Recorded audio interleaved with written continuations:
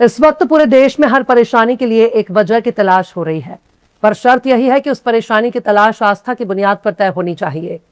उस परेशानी की तलाश लिबास देखकर तय होनी चाहिए, जबान देखकर तय होनी चाहिए, देश में आबादी के हिसाब से तय होनी चाहिए। मतलब बेरोजगारी के लिए किसी एक को जिम्मेदार ठहराना होगा, महंगाई के लिए किसी एक को जिम्मेदार ठहराना होगा, स्कूल अस्पताल की बदहाली के लिए किसी एक को जिम्मेदार ठहराना होगा, यहां तक कि पर्चा लीक होने पर भी किसी एक को जिम्मेदार ठहराना होगा, इलेक्शन में हार के लिए भी किसी एक को जिम्मेदार ठहराना होगा। बस शर्त यही है कि हुकूमत पर उंगली नहीं उठनी चाहिए। सलाम, नमस्ते, सत श्री अकाल। मैं हूं आपके साथ हर्षिता मिश्रा और आप देख रहे हैं टाइम्स मेल। अपोजिशन की हार से लेकर ममता की सियासत खत्म होने तक, कांग्रेस की हुकूमत खत्म होने से लेकर भाजपा की सियासत शुरू होने तक सिर्फ और सिर्फ एक ही तरह के लोग हैं जिनको इन तमाम नाकामियों के लिए जिम्मेदार ठहराया जा सकता है, और उसका नाम है अब्दुल। अब्दुल पंचर वाले की वजह से ही हर जगह छेद नजर आ रहे हैं। जहां जहां छेद नहीं था वहां वहां भी छेद नजर आ रहे हैं। इस छेद की वजह सिर्फ अब्दुल पंचर वाला ही है। मतलब आयुष मलिक मुसलमान बन गया, इसके लिए भी अब्दुल जिम्मेदार है। कनिका ने मुसलमान से शादी कर लिया, इसके लिए भी अब्दुल जिम्मेदार। स्कूल के सिलेबस में तब्दीली करनी पड़ रही है क्योंकि वहां अब्दुल की कुछ ज्यादा ही तारीफ हो गई है, लिहाजा सिलेबस तब्दील करने की सबसे बड़ी वजह भी अब्दुल है। हॉर्मुज से तेल के जहाज नहीं गुजर रहे, इसके लिए भी अब्दुल जिम्मेदार। पूरी दुनिया तेल और गैस न मिलने से काफी परेशान है, इसके लिए भी तो अब्दुल जिम्मेदार है। पर ये तो कुछ भी नहीं है।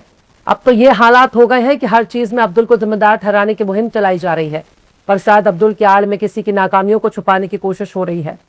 अब अगर घर से बेटी भाग जाए तो अब्दुल जिम्मेदार, 4 बच्चों की अम्मा फरार हो जाए तो भी अब्दुल जिम्मेदार, भैंस दूध ना दे, मुर्गी ने अंडा ना दिया, हरी सब्जी ना मिल रही हो तो अब्दुल जिम्मेदार, बिजली नहीं आई तो भी अब्दुल जिम्मेदार, फसल अच्छी नहीं हुई तो अब्दुल जिम्मेदार, घर के छज्जे से पानी टपक रहा है तो अब्दुल जिम्मेदार, गाय ने सींग मार दिया तो अब्दुल जिम्मेदार। बंगाल के किसान अपना गाय और बैल लेकर मार्केट मार्केट घूम रहे हैं पर उनका जानवर नहीं बिका, इसके लिए भी अब्दुल जिम्मेदार। तो सवाल है कि जब हर चीज के लिए अब्दुल ही जिम्मेदार है तो अब्दुल कहां तक जिम्मेदार माना जाएगा।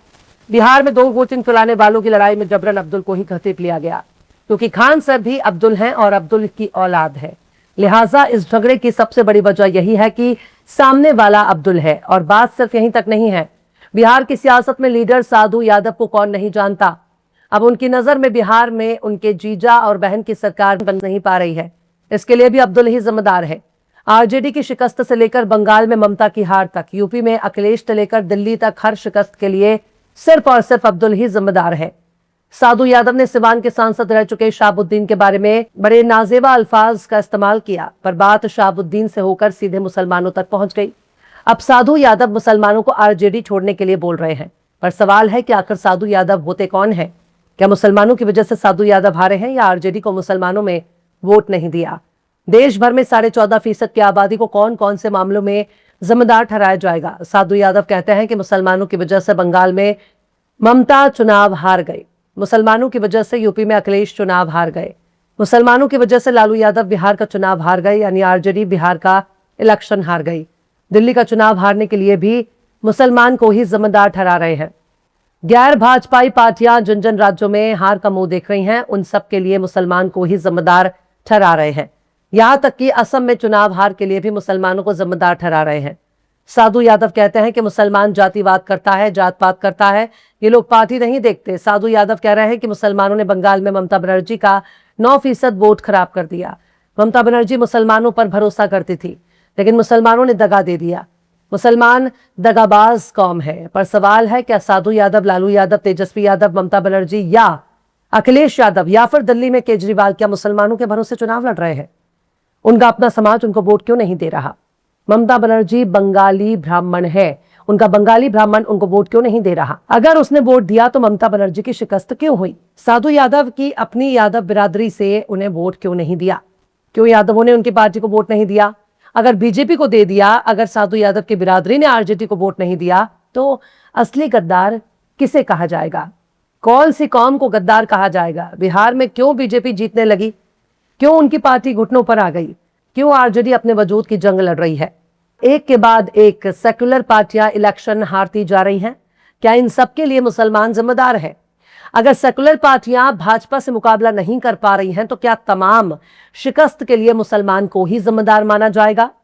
क्या अब कोई वजह नहीं रह गई है जिसके लिए अपनी शिकस्त की तलाश की जाए? अब हर शिकस्त के लिए मुसलमान ही जिम्मेदार हो गया। ऐसी मक्कारी, ऐसी बेईमानी और ऐसी दगाबाजी और कहां देखने को मिलेगी? साधु यादव को बताना चाहिए कितने बड़े बिहार राज्य में आरजेडी को शिकस्त के लिए मुसलमान जिम्मेदार कैसे हो गया। कोई तर्क तो देना चाहिए, कोई फैक्ट तो देना चाहिए। अगर देश की 14.5% आबादी अपोजिशन जमात को वोट नहीं दे रही, किसी और को वोट दे रही है, और 14.5% आबादी का वोट ना मिलने की वजह से अगर अपोजिशन पार्टी हार रही है, अखिलेश यादव हार रहे हैं, लालू यादव हार रहे हैं, तेजस्वी यादव हार रहे हैं, ममता बनर्जी हार रही है, राहुल गांधी और उनकी कांग्रेस हार रही है, तो मुसलमान कैसे जिम्मेदार हो गया? अगर बंगाल से लेकर बिहार तक, बिहार से लेकर राजस्थान तक, राजस्थान से लेकर हरियाणा तक, मध्य प्रदेश, उत्तर प्रदेश तक, गुजरात से लेकर महाराष्ट्र, अगर हार के लिए मुसलमान ही जिम्मेदार है, तो मुसलमानों की आबादी महज 14.5% है, तो बाकी के 85% जनता किसके साथ वफादारी कर रही है, किसके साथ गद्दारी कर रही है? क्या सियासी पार्टियों ने मुसलमानों को अपना बंधुआ मजदूर समझ रखा है? क्या मुसलमान उनका गुलाम है? तकरीबन 80% हिंदू ही तो हैं इस देश में। सबसे बड़ी बहुसंख्या की आबादी हिंदू है, तो हिंदुओं ने हिंदू को वोट क्यों नहीं दिया? तो मुसलमान कैसे जिम्मेदार हो गया? मुसलमान कैसे गद्दार हो गया? मुसलमान कैसे दगाबाज हो गया? ममता भी हिंदू, राहुल भी हिंदू, तेजस्वी लालू यादव भी हिंदू, तेज प्रताप भी हिंदू, अखिलेश भी हिंदू, केजरीवाल भी हिंदू, साधु यादव भी हिंदू, यानी सब के सब हिंदू ही तो हैं। लेकिन मुसलमान को अगर एक टिकट देने की बात आ जाए तो घर में मातम पसर जाता है, पूरी पार्टी में सन्नाटा छा जाता है। जब टिकट देना होगा तो अपनी अपनी बिरादरी देखने लगते हैं, तब मुसलमान याद नहीं आते। कहते हैं जिनकी जितनी आबादी उतनी उसकी भागीदारी। तो यही नारा टिकट बंटवारे के वक्त क्यों नहीं नजर आता? मंत्री, नेता, विधायक, सांसद चुनते वक्त ये नारा कहां चला जाता है? तो बताइए, गद्दार कौन, दगाबाज कौन, धोखेबाज कौन, मक्कार कौन?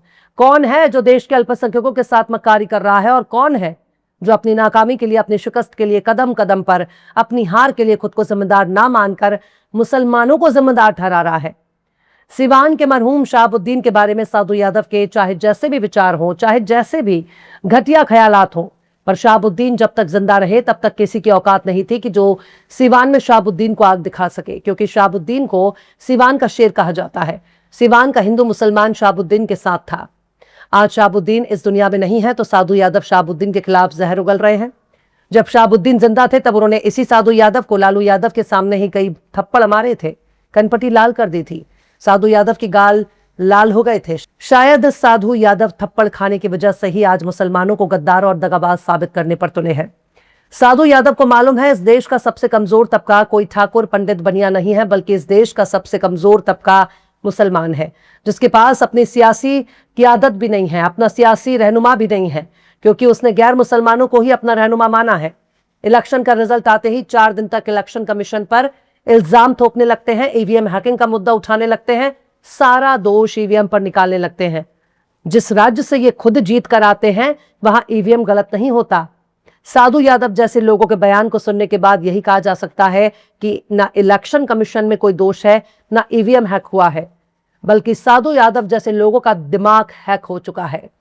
अगर कुछ हैक हुआ है तो लोगों की बुद्धि हैक हुई है, तभी तो बीजेपी जीत रही है, आरएसएस कामयाब हो रहा है, गरीब की जोरू पूरे गांव की भौजाई होती है।